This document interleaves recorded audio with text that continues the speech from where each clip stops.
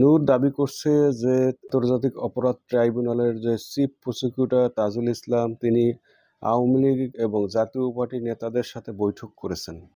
দর্শক আসসালামু আলাইকুম। গুরুত্বপূর্ণ একটি খবর নিয়ে আপনাদের সামনে হাজির হয়েছি। বিপি নূরকে প্রকাশ্য ক্ষমা চাওয়ার হুমকি দিয়েছেন আন্তর্জাতিক অপরাধ ট্রাইব্যুনালের চিফ প্রসিকিউটর তাজুল ইসলাম। তিনি বলেছেন যে বিপি নূর যদি প্রকাশ্য ক্ষমা না চায় তাহলে তার বিরুদ্ধে আইনি ব্যবস্থা গ্রহণ করা হবে। চিফ প্রসিকিউটর তাজুল ইসলাম বলেন যে আওয়ামী লীগ ও জাতীয় পার্টির সাথে আমার কোনো ধরনের বৈঠক হয়নি, আমার কোনো কারোর সাথে এই ধরনের কোনো যোগাযোগ ছিল না। বিপি নূর প্রকাশ্যে তার বিরুদ্ধে মিথ্যা বানোয়াট অসত্য বক্তব্য দিয়েছে এবং উস্কানিমূলক বক্তব্য দিয়েছে।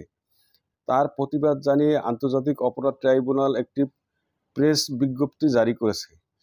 সেই প্রেস বিজ্ঞপ্তিতে বলা হয়েছে যে বিপি নূর যদি প্রকাশ্যে ক্ষমা না চায় তাহলে তার বিরুদ্ধে আইনি ব্যবস্থা গ্রহণ করা হবে। নূর ক্ষমা না চাইলে আইনি ব্যবস্থা চিফ প্রসিকিউটর কার্যালয় থেকে।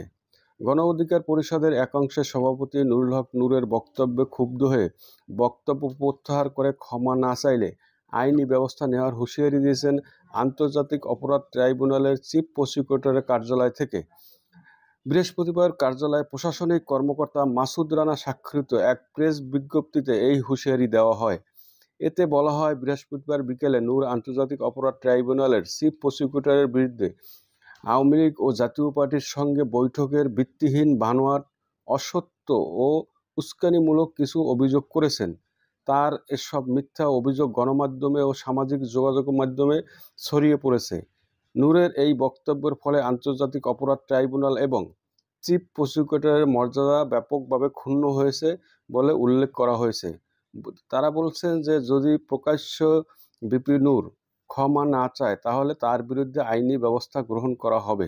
আমরা ইতিমধ্যেই দেখেছি সোশ্যাল মিডিয়াতে যে বিপি নূর মূল কথা হচ্ছে যে জাতীয় পার্টি এবং আওয়ামী লীগের সাথে আন্তর্জাতিক অপরাধ ট্রাইব্যুনালের যিনি chief prosecutor Tajul Islam, advocate Tajul Islam, তার বিরুদ্ধে এই অভিযোগটি এনেছে বিপি নূর। আন্তর্জাতিক অপরাধ ট্রাইব্যুনালের কার্যালয় থেকে তার প্রতিবাদ জানিয়েছে এবং তারা বলেছে যে বিপি নূর যে বক্তব্য দিয়েছেন সেই বক্তব্য অগ্রহণযোগ্য। তিনি অসত্য, মিথ্যা এবং উস্কানিমূলক বক্তব্য দিয়েছেন, যেটা আন্তর্জাতিক অপরাধ ট্রাইব্যুনালের সম্মানকে ক্ষুণ্ণ করা হয়েছে। যদি বিপি নূর প্রকাশ্য ক্ষমা না চান তাহলে তার বিরুদ্ধে আন্তর্জাতিক অপরাধ ট্রাইব্যুনালের পক্ষ থেকে আইনি ব্যবস্থা গ্রহণ করা হবে। এবং তিনি বলেছেন, তাজুল ইসলাম বলেছেন যে আমার সাথে আওয়ামী লীগ বা জাতীয় পার্টির কোনো বৈঠক হয়নি এবং আমার সাথে কারো কোনো যোগাযোগও হয়নি। বিপি নূর যে কথা বলেছেন তা সম্পূর্ণ অসত্য, মিথ্যা বানোয়াট। এ ধরনের বানোয়াট এবং মিথ্যা কথা বলায় বিপি নূর যদি প্রকাশ্য ক্ষমা না চায় তাহলে তার বিরুদ্ধে আইনি ব্যবস্থা গ্রহণ করা হবে। সবাই ভালো থাকবেন, সুস্থ থাকবেন। আজকের মতো বিদায় নিচ্ছি। আল্লাহ হাফেজ।